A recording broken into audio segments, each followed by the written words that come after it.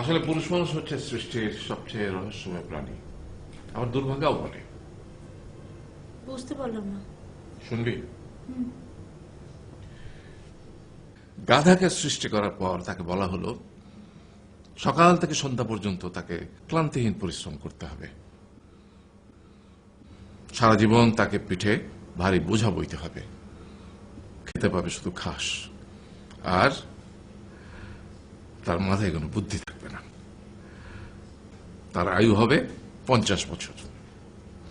গাধা করজোড়ে সৃষ্টিকর্তাকে বলল, আমি এত বছর বাঁচতে চাই না, আমাকে 20 বছর আয়ু দেওয়া হোক। সৃষ্টিকর্তা সেটাই মঞ্জুর করলেন। কুকুরকে যখন সৃষ্টি করা হলো তখন তাকে বলা হলো যে সে হবে মানুষের সবচেয়ে বড় বন্ধু, কিন্তু সে খাবে মানুষের উচ্ছিষ্ট, এবং তার আয়ু হবে 30 বছর।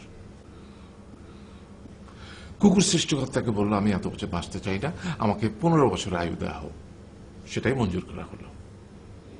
এরপর বানরকে বলা হলো, তুমি শুধু গাছের এ ডাল থেকে ও ডালে ঝুল খাবে এবং নানান রকম ফন্দি ফিকির করে মানুষকে আনন্দ দিবে, তোমার আয়ু হবে 20 বছর।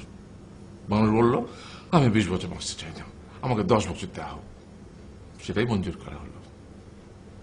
এবার এলো পুরুষ মানুষের পালা। তাকে বলা হলো যে তুমি হলে প্রাণীগুলোর মধ্যে সবচেয়ে বিচক্ষণ এবং বুদ্ধিমান, সেই জন্য তোমাকে প্রাণীদের শিরোমণি করা হলো, এবং তোমার আয়ু হবে 20 বছর।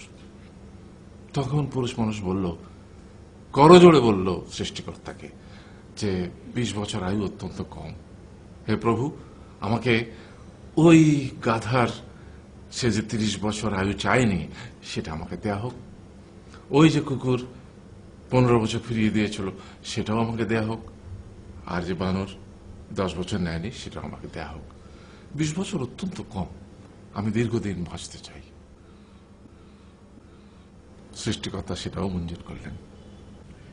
তারপর কি হলো?